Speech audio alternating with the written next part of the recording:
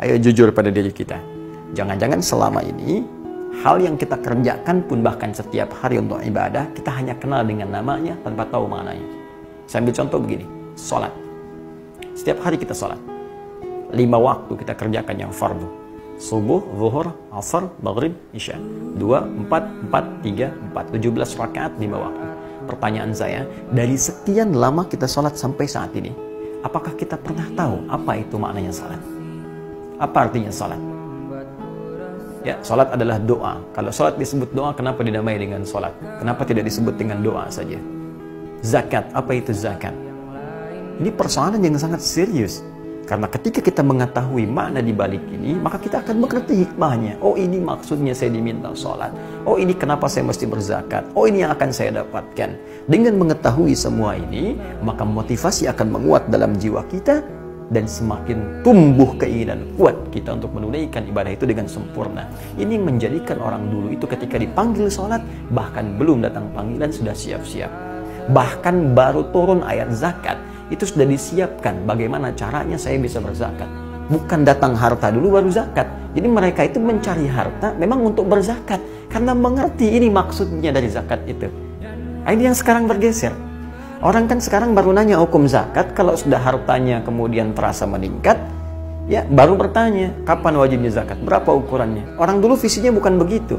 Orang dulu merasa, saya mencari harta karena ingin berzakat. Dengan zakat saya beramal, dengan amal saya bisa ke surga. Jadi yang diturunkan kok ayat surganya dulu. Ya, misal, turun Quran surah ketiga Al-Imran, ayat 133 sampai 134. Kita lompat sebentar. Ya wasari'u ila maghfiratin min rabbikum wa jannatin 'arduha as-samawati wal ardu u'iddat lil muttaqin. Segera bergegas untuk berevaluasi diri. Banyak istighfar kepada Allah. Jangan-jangan dosa kita melimpah. Setelah itu mencoba kamu untuk bergegas meningkatkan amalan pada Allah Subhanahu wa taala dengan bercita-cita dengan amalan itu bisa mendapatkan surga seluas langit dan bumi dengan izin Allah. Disiapkan bagi orang takwa. Siapa orang takwa yang bisa mendapatkan anugerah surga seluas langit dan bumi itu?